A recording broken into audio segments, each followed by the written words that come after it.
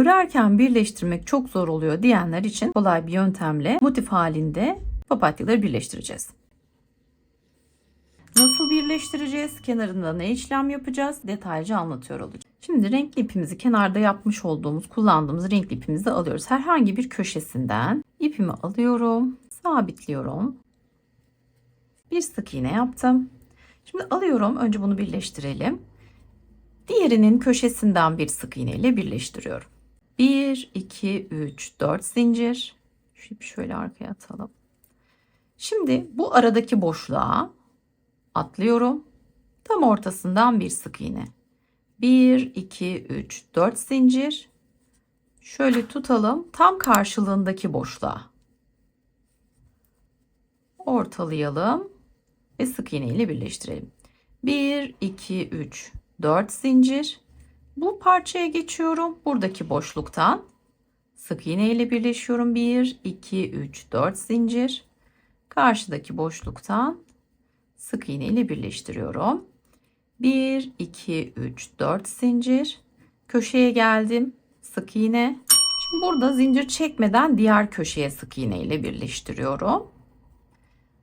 Ve tekrar bakın olduğu ilk parçama geri sık iğne ile birleşiyorum.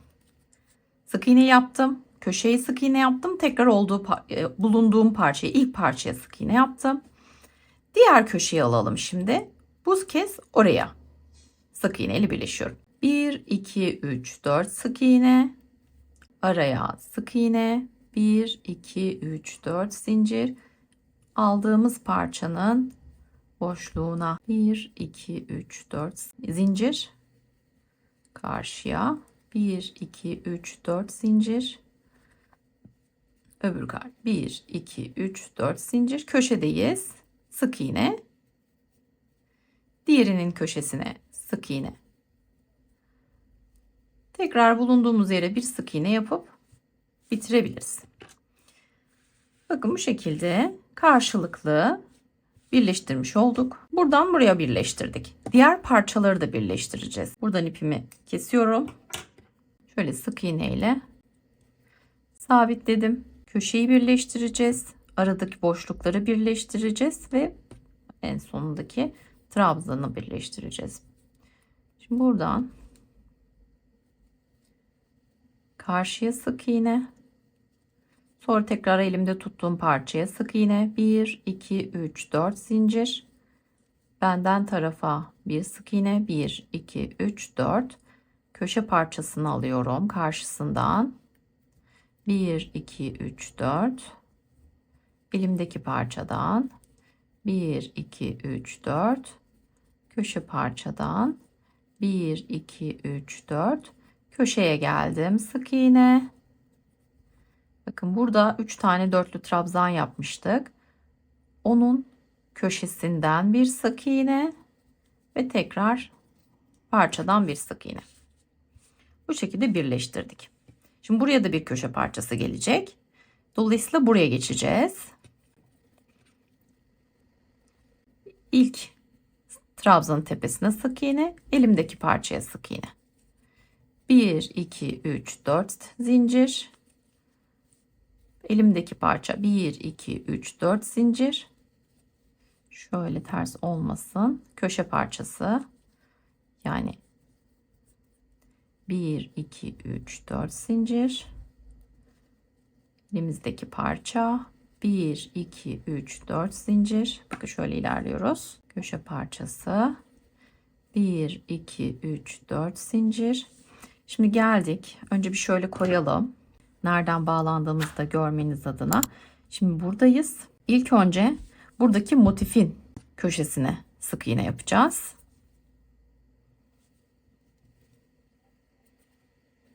Şimdi karşıdaki köşenin köşesine ve sonra tekrar bulunduğumuz köşeye.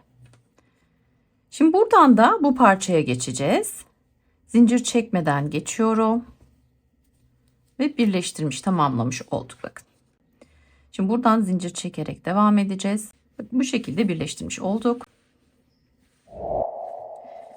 Ütü yaptığımızda daha da hoş bir görüntü elde edeceğiz. Açılacak hafif. Ve şimdi diğer parçaya ekleyerek devam edeceğiz. Yine köşedeyiz. Şöyle trabzanın tepesinden sık iğne ile birleştiriyorum. Elimdeki parçaya geçiyorum. Şimdi kenar yapımını da görelim. Şu ilk trabzanın tepesinden ipimi sabitliyorum. 1, 2, 3 zincir çekiyorum. Tığımın başına alıyorum. Bir sonraki trabzanın tepesinden bir tane üçlü trabzan yapıyorum. 1, 2, 3 zincir ve şöyle dibinden sık iğne ile birleştiriyorum. Kirpik yapıyorum. İpimi alıyorum tığıma. Bir tane daha üçlü trabzan, aynı yerdeyim. 1, 2, 3 zincir. Dibinden sık iğne ile birleştiriyorum. Bir tane daha yapalım aynı yere.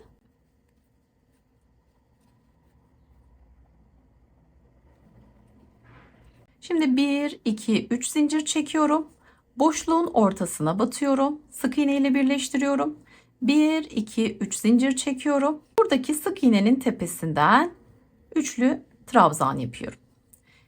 1, 2, 3 zincir kirpik yapıyoruz. 3 tane aynı yere buraya çalışacağız yine. Bakın bu şekilde görüntü elde ettik. 1, 2, 3 zincir çekiyorum. Boşluğa batıyorum. Sık iğne ile sabitliyorum. 1, 2, 3 zincir çekiyorum. Bakın trabzandayım. Şöyle trabzanın tepesine yine üçlü grup yapalım. Ve şimdi iki motifi birleştirdiğimiz yerin ortasına sık iğne ile sabitleyelim. Şöyle görelim. Bu şekilde devam edeceğiz. Şimdi 3 zincir çekeceğim. Yine trabzanlar üzerine bir kirpik. 3 zincir çekip buraya sabitleyeceğim ve buraya çalışacağım. Bir tane üçlü grup. Başa kadar yapıyorum. Nerelere yapacağımı göstereceğim size. Şimdi köşede ne yapacağımızı da göstereceğim. Köşeye sık iğne ile birleştim. 1, 2, 3 zincir. Aynı yerdeyim. Bakın köşede çalışıyoruz. 1, 2, 3. Kirpiğimizi yapıyoruz. 2 tane daha yapalım. 3'e tamamlayalım. 1, 2, 3 zincir. Aynı yere köşeye sabitliyorum sık iğne ile. 1, 2, 3 zincir. Burada yaptığımız gibi trabzanın tepesine atlıyoruz ve burada yine üçlü grubu çalışıyoruz. Şimdi tamamladım kenarları. Dikkat etmemiz gereken köşede bir tane, hemen yanındaki trabzanların üzerinde birer tane, boşluklarda ve nerelerde kirpikler yaptığımızda dikkat edelim. Birbirinin aynısı olsun sağı ve solu. Şimdi bağcıklarını yapalım. Zincir sayısı vermeyeceğim çünkü el sıkılığından, ipten, tığdan değişiyor. Yaklaşık 40 santim kadar zincir çekelim.